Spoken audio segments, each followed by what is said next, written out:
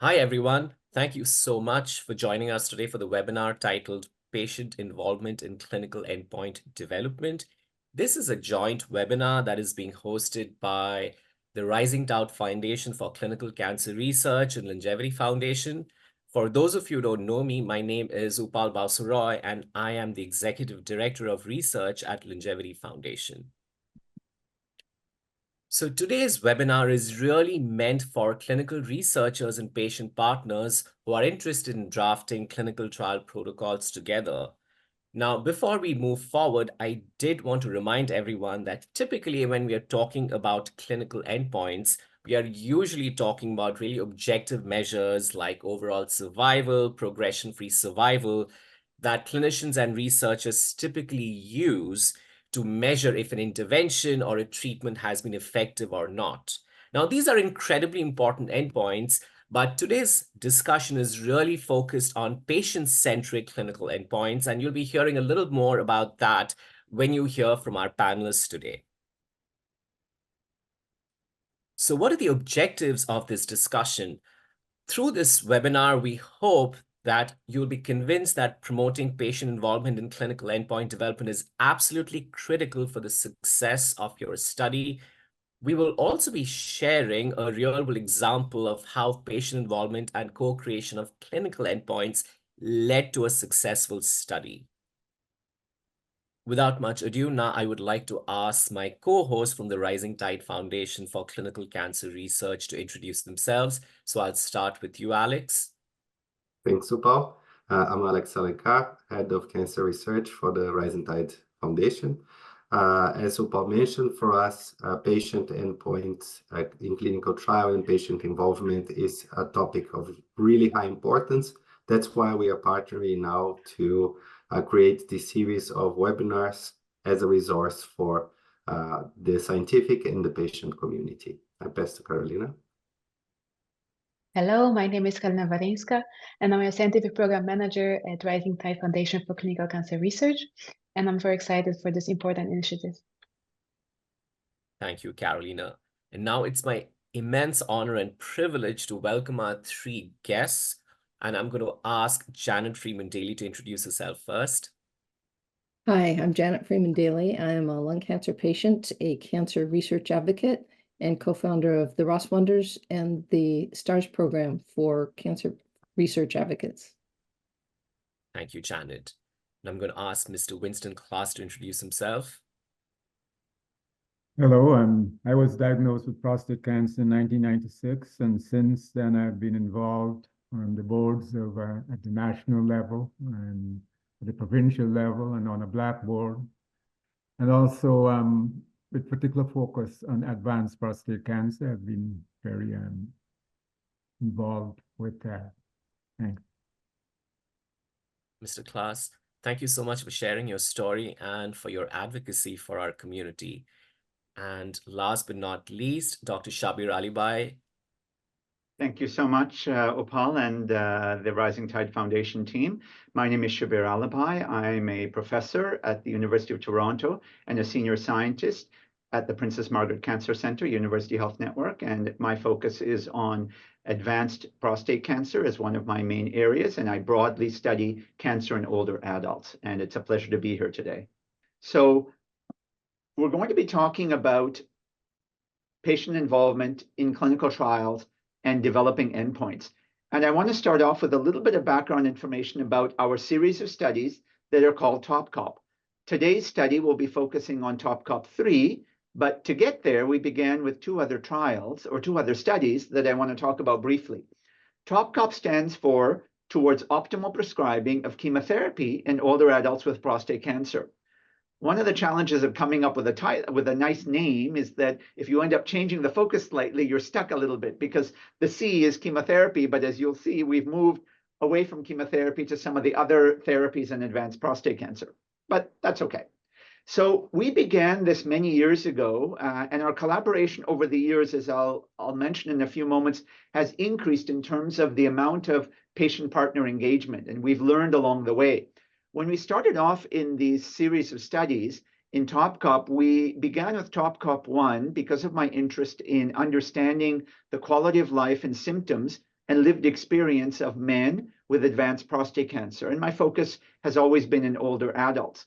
So in that first study, it was an observational study where we followed a group of men with advanced prostate cancer to understand various outcomes, such as quality of life, the relevant symptoms they had, and their lived experience in terms of discussing pain and fatigue and other issues that may be relevant in that setting.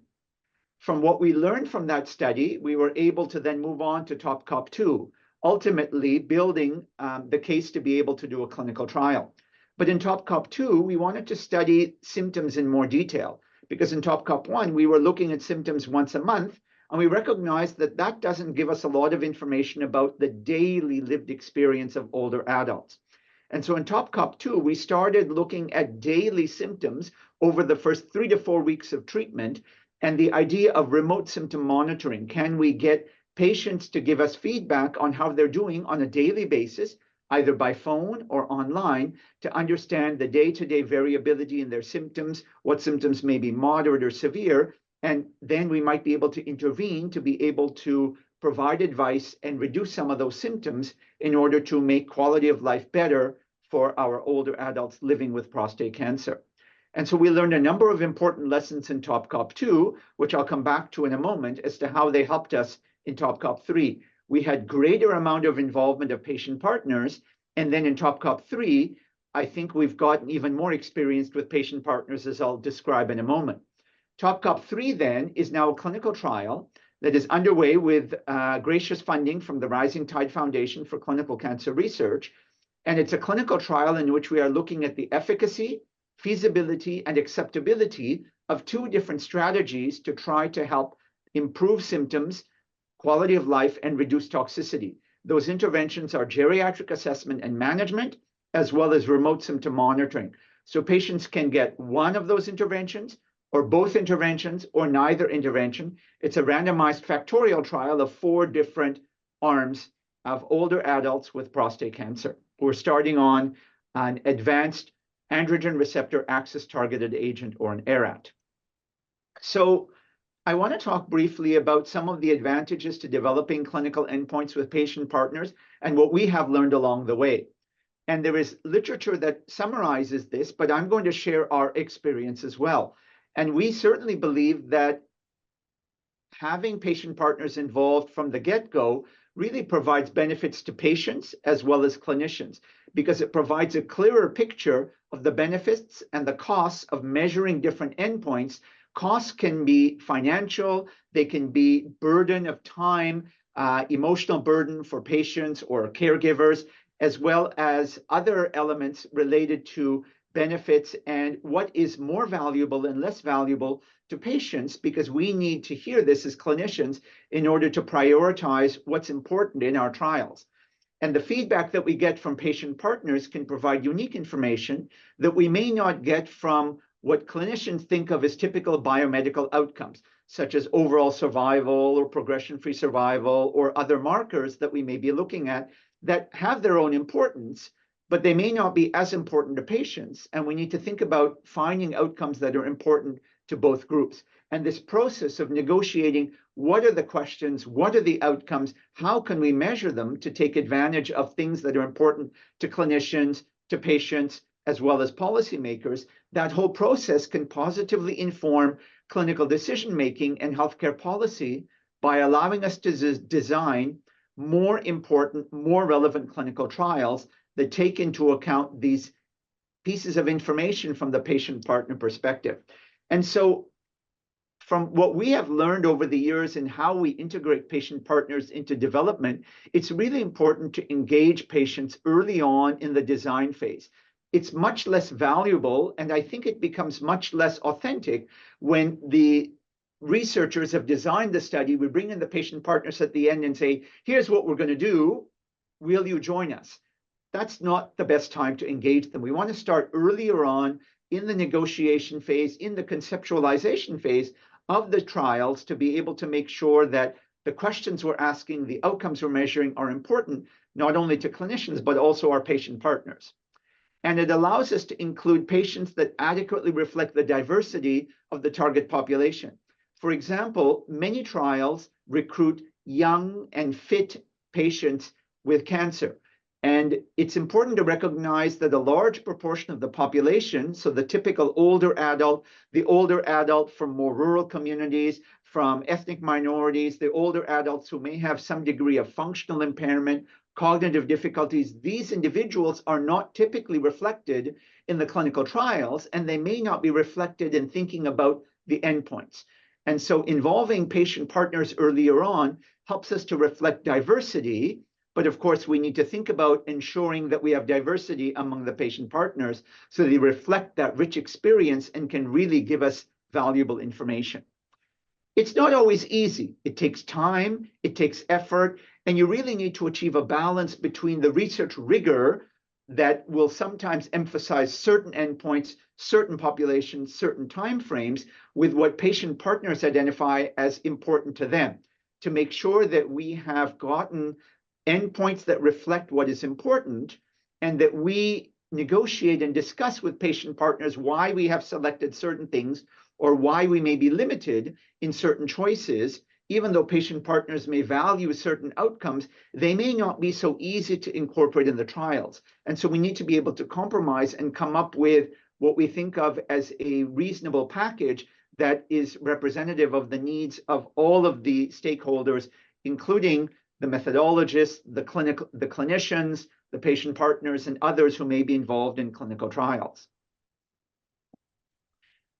The process of developing these trial endpoints then has evolved over time. And at the bottom on the right, I've listed one of the guidelines in terms of increasing levels of engagement of patient partners in clinical trials. And at the bottom, we start off with the informant, where the patient partners provide some information to us that may be valuable in the design of our trials, information around particular perspectives. But the next level of engagement is the level of the reviewer. They review the studies, they provide information on different elements of the studies, but it's primarily in terms of review and limited amount of advice.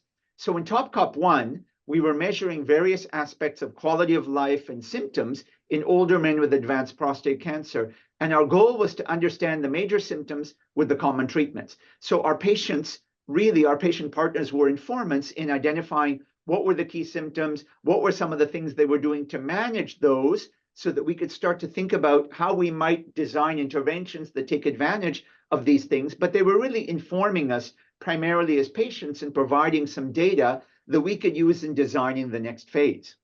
Whereas in TopCop 2, we were engaging with patients more about understanding their symptoms on a day-to-day basis, what were the symptoms that were highest priority, as well as the feasibility of being able to do this daily symptom monitoring.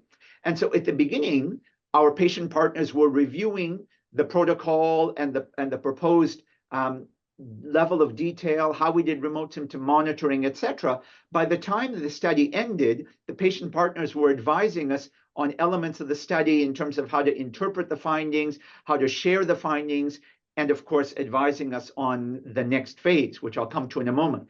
I've listed some of the key individuals who are involved in this study on the bottom in terms of pictures. On the left, you've already met Mr. Winston Klaas, who will be presenting in a moment.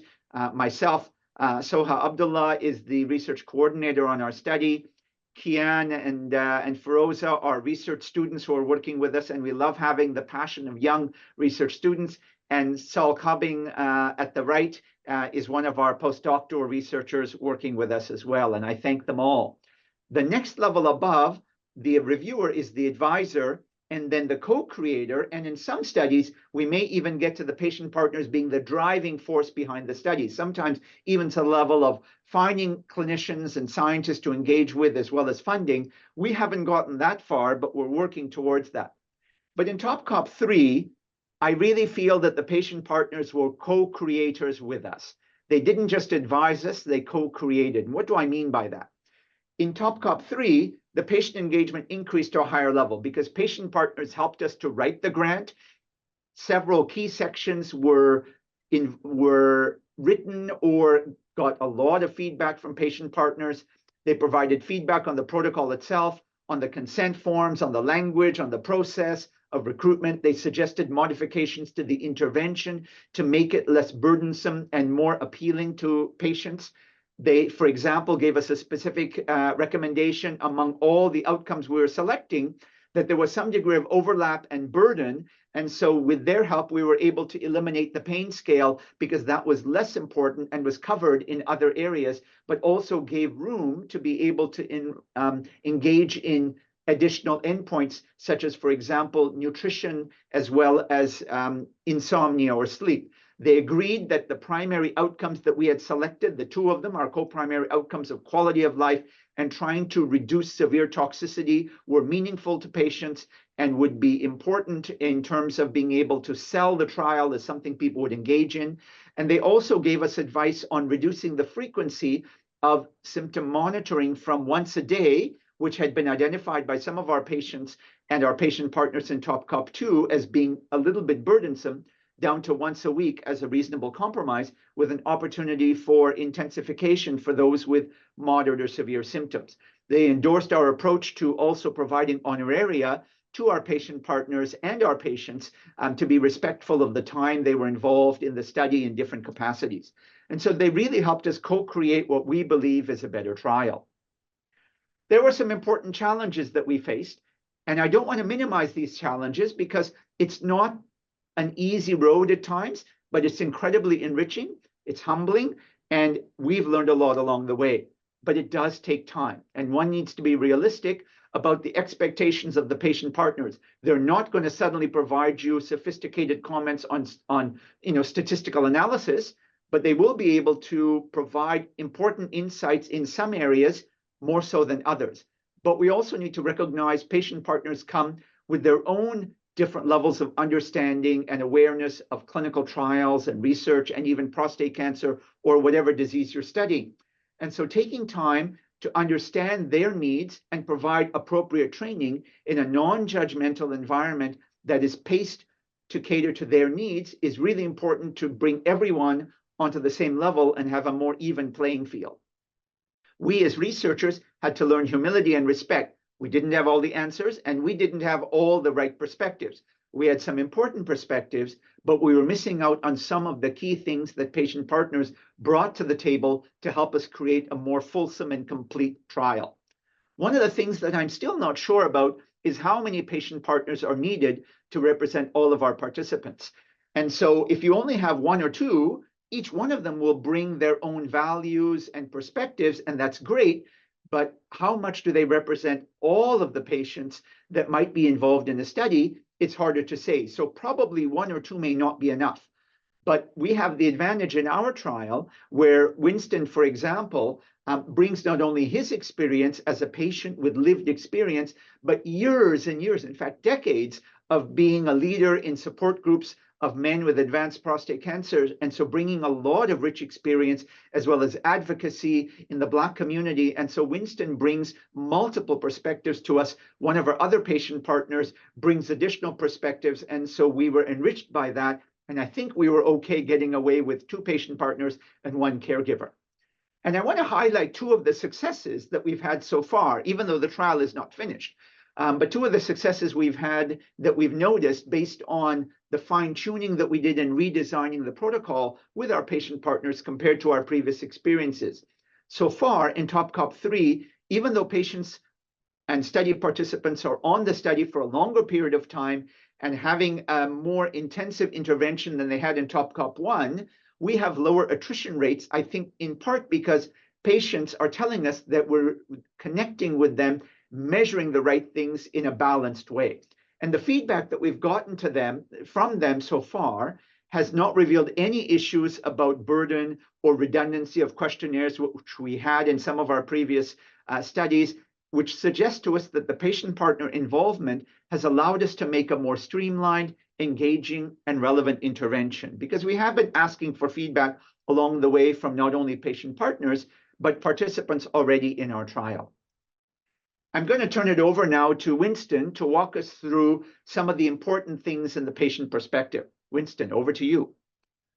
I'm going to address, first of all, considerations before the study begins. And the first point refers to finding partners. It'd be very important once the study is publicized that it represents a representative group from the population.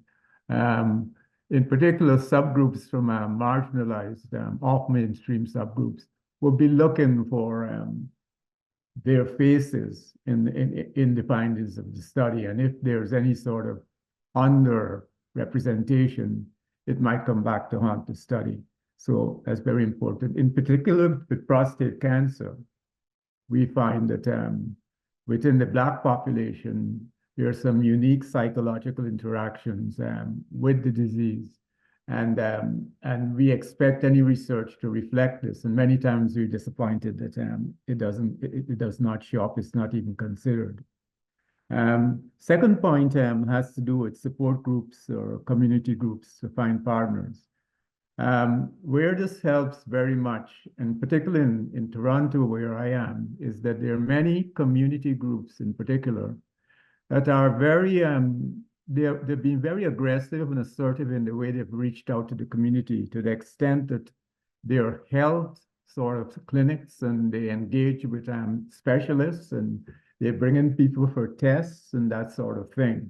And you can piggyback on that in a very effective way and get some sort of modest bulk participation when you do your recruitment, just by tapping into those community centers.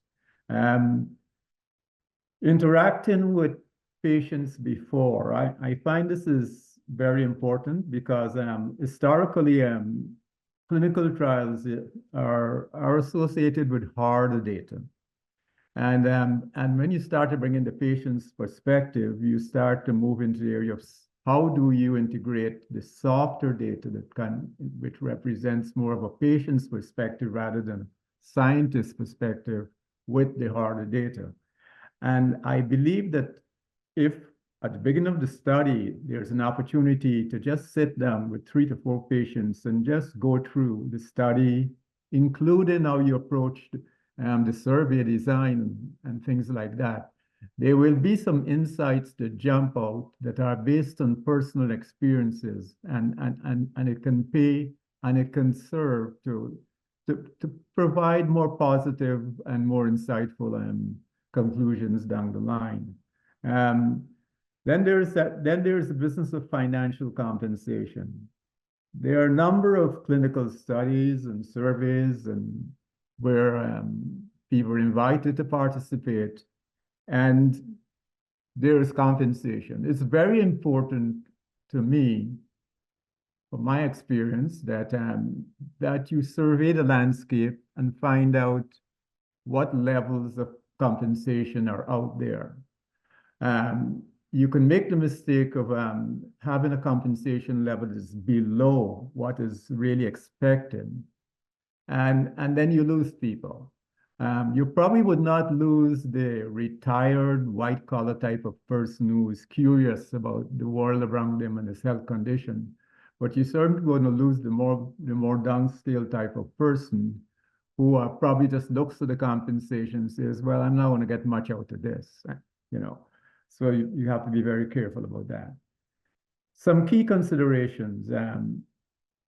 Do not speak down to patients. About the worst thing you can do to us patients is having a combination of somebody speaking to us who is using technical language, one, and at the same time is not demonstrating any capacity to reach across and reach us at our level. I don't know, if I were to have a trade-off between a well-trained interviewer and one who is culturally empathetic and is half-trained, I think I'd probably go for the latter if I want to get a good patient perspective. The preamble to the study is also very important. Of course, there's a promise of feedback that you'd expect that the respondents would want to know how you're going to be using the findings, etc. But to me, what is more important or just as important in the preamble is that the patient has got to get signals that they can open up and talk about their personal life somehow throughout the preamble, that they're interacting with people who are friendly to them and sympathetic to them. I think that would be very important, to getting good feedback from them. The group setting, I find this is so important, particularly with patients. There is the survey, which with the survey, you interact with the patient one-on-one. In a group setting where you have 3 or 4 patients, a dynamic starts to come in that I believe should not be ignored. Because in isolation, I might have an emotional or whatever response to my condition, and I'm not so sure whether it's something to do with me. Whereas when I'm in a group setting, I could validate it by listening to other people, and I could piggyback and feed off of other people's impressions, and a lot of more rich feedback comes out of this. So I believe qualitative can play a very important role in terms of flushing out insights and angles in this type of clinical research. Last point, evaluation patient experiences must be included. I guess that's a given. It's the patient's experiences you want to evaluate. The next slide.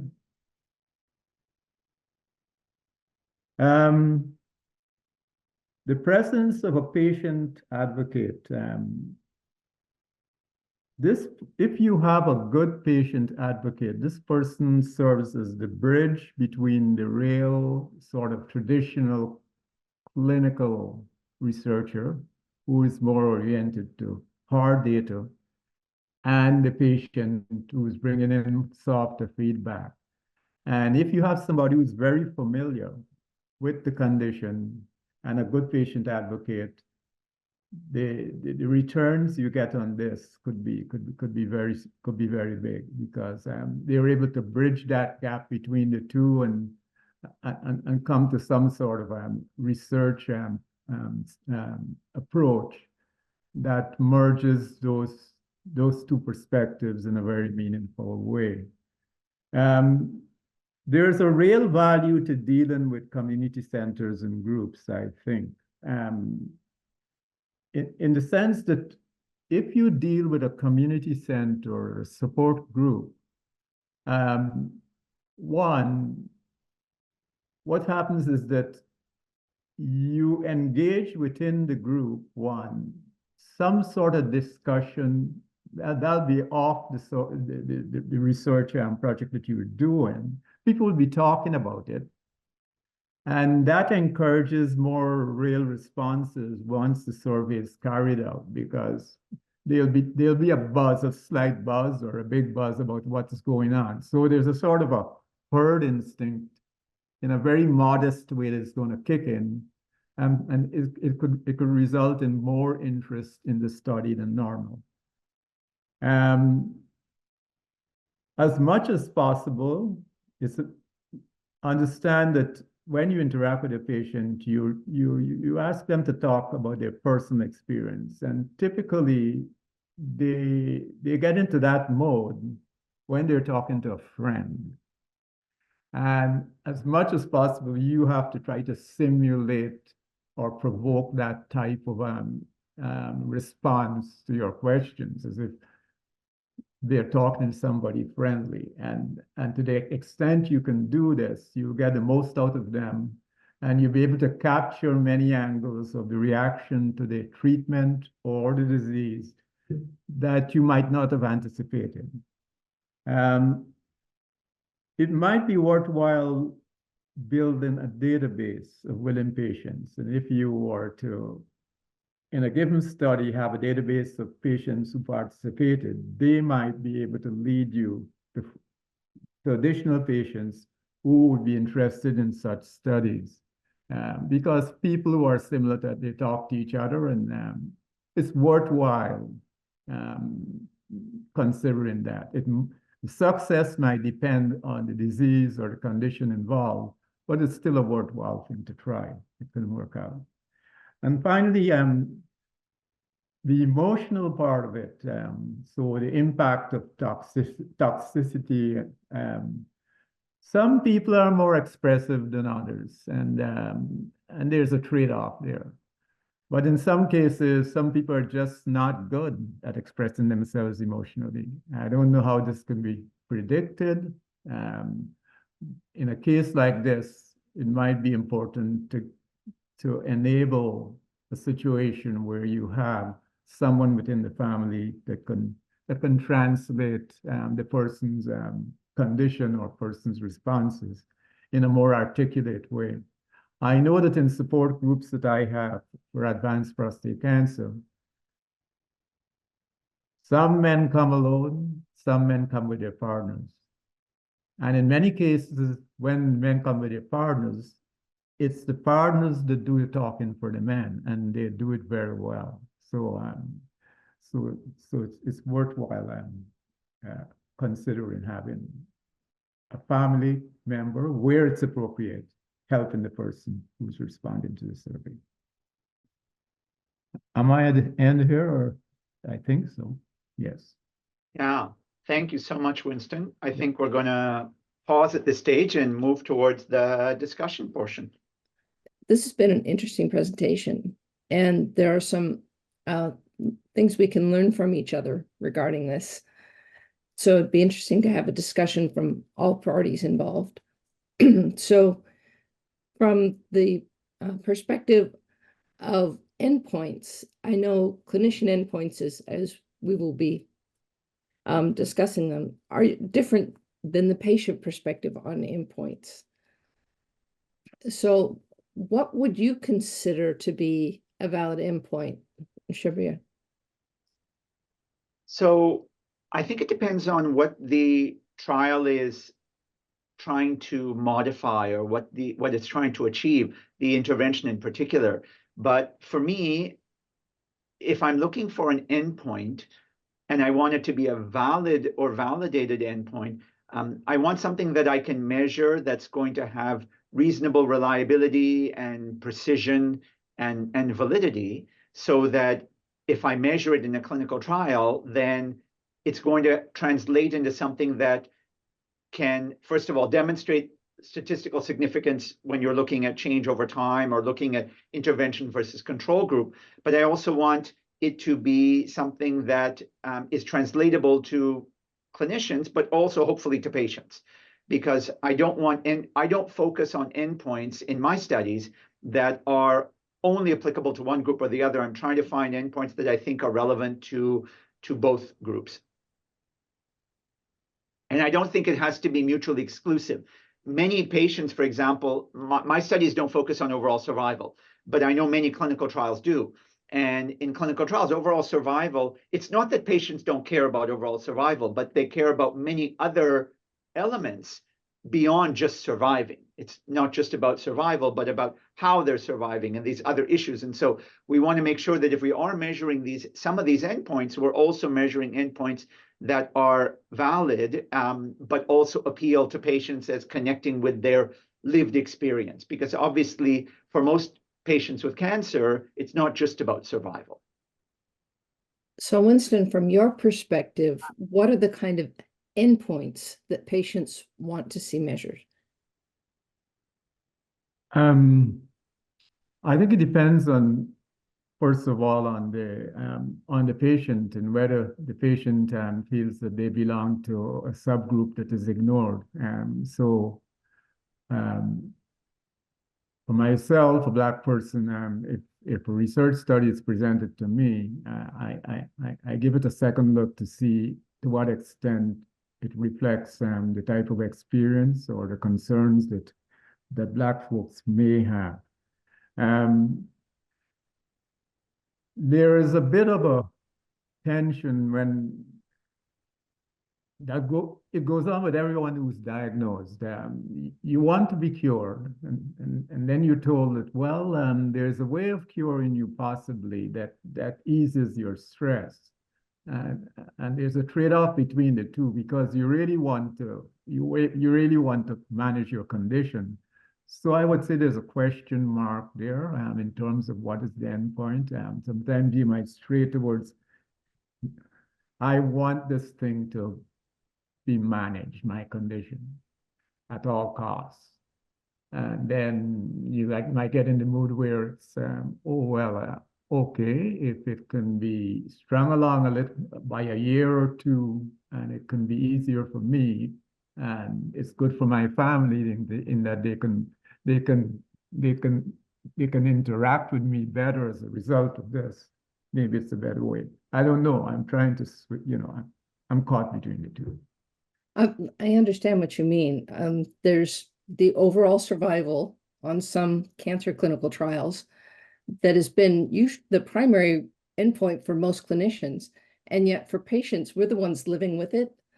And in some cases, the treatment is almost worse than the disease. Yeah. So there's got to be a balance, especially with some of these drugs that people may be on for years. And the cumulative side effects may actually become a problem. So in that respect, the patients really need to have their voice heard when they're setting these endpoints. Winston, I'm interested, what skills did you find were the most useful when you were interacting and providing your perspective on this trial that you were on? I find the skill that is most important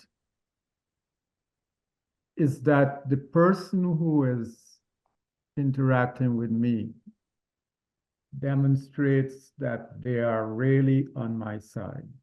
And this whole idea is that I'm talking to a friend. And it results in a lot of positive things. I open up more. I want to talk more because I believe that there'll be a lot of action based on what I'm saying. So it's the openness, and here's where if someone consciously or unconsciously is too technical, I can get into a more passive type of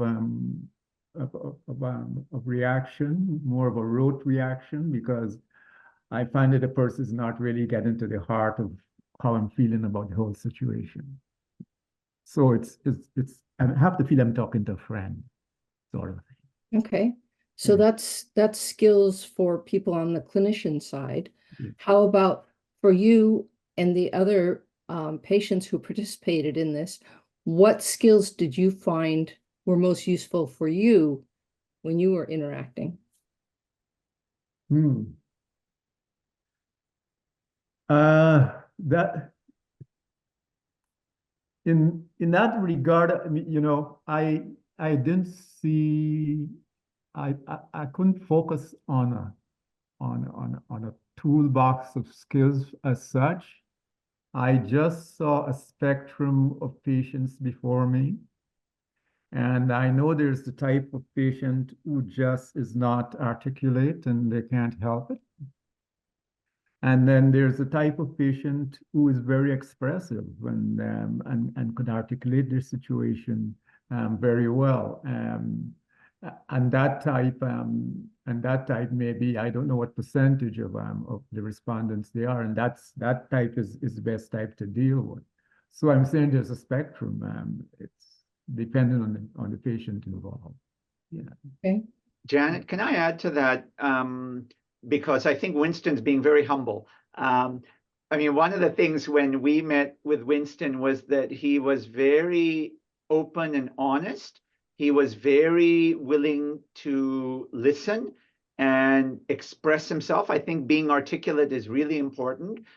He was willing to think about things and not just, shoot from the hip immediately with an answer.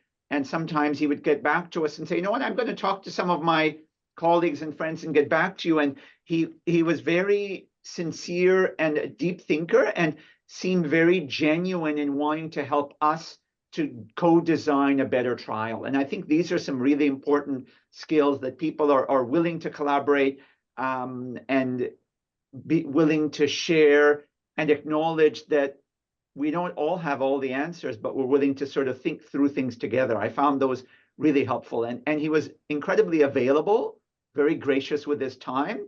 I think those were also really helpful to us. It sounds like there was also value in that Winston was connected to a broader network of patients so that he could bring in and distill many different perspectives into something that would be useful to you. I think that's absolutely correct. Not only at the present time when Winston's connected with many people living with prostate cancer, but also the years and years of support networks that Winston has been part of and groups that he's led, I think have been incredibly informative to helping him to have a strong pulse on what these men are going through and what some of their issues may be. So it was really valuable to us, absolutely. Okay, he did provide an opening for me just to make a comment here. Yeah. And that is that I believe that one of the skills is that you have to have some self-awareness, because you have to be aware of your personal biases in terms of the way you reacted to your condition, and be able to rise above that is very important. And you have to have a curiosity about what this is all about, how to really face this fight and win. And then you have to have people skills. You have to be able to communicate in a very, in a very effective way. I think one of the challenges also that faces us when we interact between clinicians and patients is that, if I generalize, clinicians tend to think in data and patients tend to think in feelings.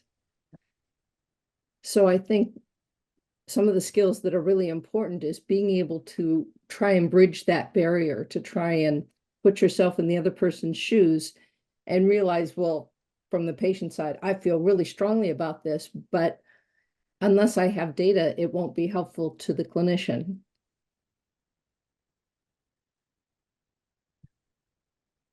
Yeah, no, I would very much agree with that, Janet. It's when we met with patient partners as well as some of the patients in our earlier studies that informed the current trial, we obviously got a lot of information on different things people were dealing with and how they coped and how they managed, what symptoms were issues, how they managed those symptoms.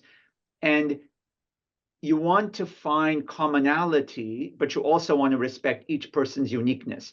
I don't want to dismiss if only one person experienced benefit from doing X to manage symptom Y. But at the same time, if out of 50 people I talked to, only one person found that beneficial, I would be very hesitant to use that as a major part of any intervention because it didn't connect with the majority. And so finding that balance for me as a clinician and wanting the data, the numbers, and looking for commonality, but at the same time respecting each person's uniqueness and the patient's emotional perspectives and lived experience, it's not always easy in trying to come up with ways to measure, because if patients really found pain to be important, but my measures of pain aren't capturing the parts of the pain experience that are important to them, trying to think about how can we get around that. It's not always easy, but we need to think about that, because it's not just, oh, you have pain, I've got a way to measure that. It's like, no, am I measuring the elements of pain that are important to you and important to other patients? It's not just, am I measuring it with the right questionnaire in terms of, is it reliable and valid, but is it authentic? Is it capturing what's important? I think that's one of the most important things is this capturing what's important to patients? So Shabbir and Winston, I'll ask this of both of you. What is one piece of advice you would give to someone, Shabbir from the clinician side and Winston from the patient side, that you would give to someone who wants to engage in this kind of activity? For me, it would be, if you've not done this before, is to find both patient partners who are willing and willing to be engaged, but also get mentorship from someone else who's done this, from a clinician side, to guide you through the process so you aren't reinventing the wheel, you aren't making the same mistakes other people have, because there are people who've been doing this for years. We've been doing it now for a few years, but others have been doing it even longer, and we met with some of them when we began this trial ourselves. So I found that really, really valuable. Winston, how about from the patient side? Interestingly enough, it's a similar point I was going to make, and that is that you need to, as much as possible, talk to people who've been through this before. They're because of two reasons. You want to understand how you fit in the whole environment of this whole thing, and you start to understand to what extent your experience is unique, and to what extent your experiences represent the usual experiences that a patient has, that type of thing. So it's to provide the type of balance in terms of the way you interpret a situation, that you could send out good signals to the clinicians and effective signals. Yeah. And I would think it's depending on what country you're in, that it might be more challenging in some cases to find mentors who've gone through this, because not all countries have the same number of engaged patient advocates or clinicians with experience who've been working with patients. Yeah, no, I agree, certainly from the clinician perspective. I think COVID, amongst some of its blessings, although obviously it was it disrupted our lives in so many ways, it created larger virtual networks.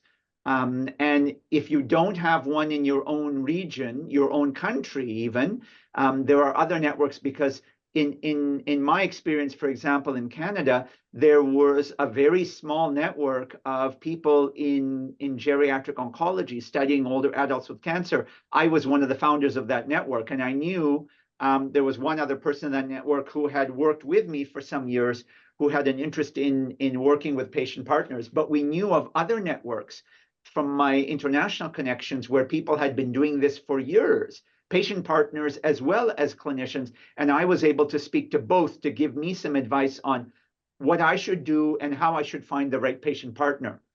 So I think it's great to have a network and mentors and expertise locally, but there are many options to find people beyond that, at least from the clinician side. I think it's really easier when you have patient partners who are local.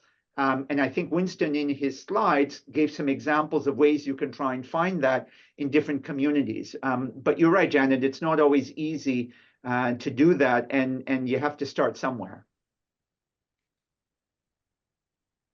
I think it could help also if you start from being a layman and you get into a study that is relevant to you, but you start to get into the scientific type of perspective, and if it's possible to get some sort of summary of the history of research in a very sort of digestible form, so you can start to understand how the whole thing relates to you in a more meaningful way, because I definitely would agree. Being able to have a bit of background on how clinical research is conducted and why we do things in the order that we do in clinical research, it makes it so much easier for the patient to see how they can contribute. Well, this is... I'm sorry, Jenna, I agree, and was just going to add, this is one of the reasons why these things take time. It takes time to find mentors. It takes time to find patient partners. It takes time to be able to learn from one another, to bring us all, up to speed, to be able to then truly co-create. And I don't want to scare anyone away from it and say, oh, this is just going to take too long to do, because I really hope we've been able to help our listeners to understand that it adds value, but it does take time. And you really need to do this to be respectful. You can't rush and, 2 weeks before the grant deadline, say, I need to find a patient partner. They need to review my protocol, give me input, and then we'll just go ahead like that. It's just not going to work. And it's not authentic, and it's not fair. I very much agree. I've got a question for Shabbir. Uh-oh. I know there are qualitatives. You make the case for a qualitative analysis before you do the survey. Isn't there just as strong a case for qualitative analysis after you do the quantitative? Because it might point to things that you want to flesh out. I think that's a great point. And I think you could do it in more than one way. Janet may ask this, so I'm going to maybe preempt her. One of the challenges of sharing qualitative data that you've analyzed with clinicians and with other scientists is that most of them, unfortunately, have a very quantitative bias. I come from a very quantitative background. And so I've learned some qualitative skills, although I'm certainly no expert, and I know how enriching it can be and how powerful. It's just often very hard when you're presenting these studies, like, okay, we interviewed 15, 20 participants in depth who identified some of these important themes and issues. They're going to look at it and go, yeah, but that's only 15 people you talked to, and that's not a proper validated survey. And like, I can't use this, and I can't take this to Health Canada or the FDA or whatever. But I do find that it is a very valuable source of parallel information that we need to look at for sure. The other way I find it incredibly valuable, not only sharing it with clinicians and with scientists, but sharing it with patients when you're sharing the impact of what you've done, some of the ways in which patients have benefited in their descriptions, because again, those stories connect with other patients. And then the last thing I find it very valuable is if you're doing qualitative data from patients at the end of the study to find out what went wrong or what could we have done better to learn from that to build future trials, because most of us are not in this business for one trial. We're going to do this over many years. What can we do better next time? Because you're always trying to improve on what you've done and learning from the community around you. And so you can interview patients and clinicians and the nurses and others who are part of it, but patients and patient partners will bring that perspective on things we can do better to engage with future patients and patient partners. So I think the qualitative research angle can be beneficial in those three different ways. So thank you for that question.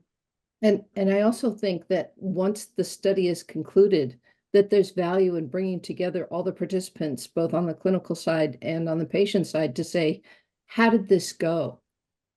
Were you comfortable? Yes. How can we do this better?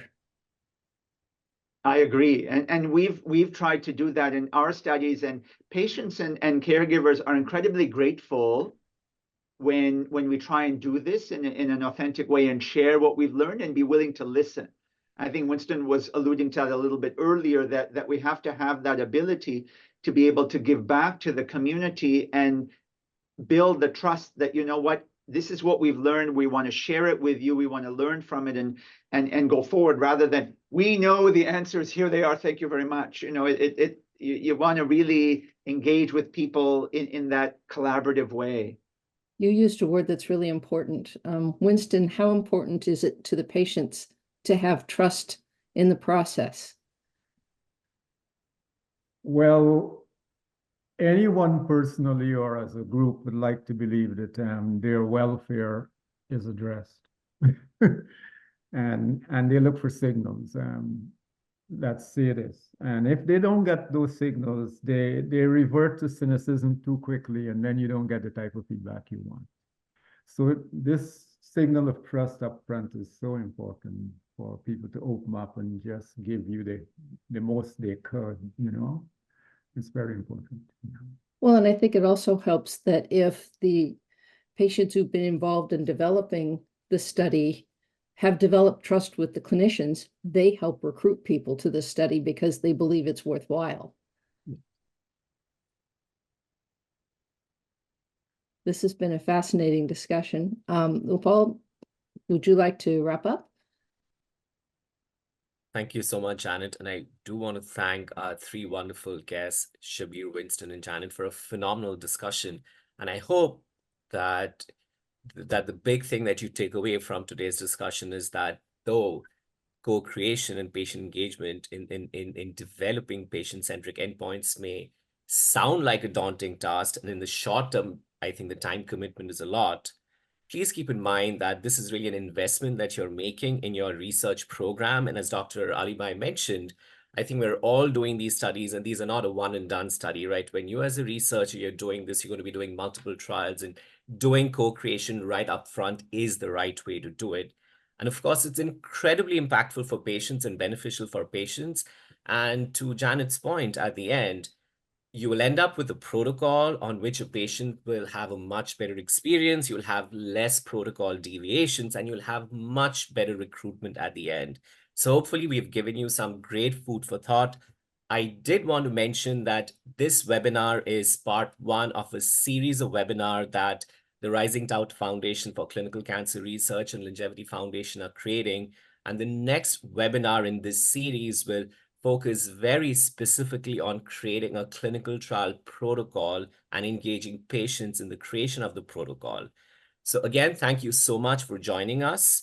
And we will also be posting this on a blog on both websites of the foundation, so you can access this webinar later.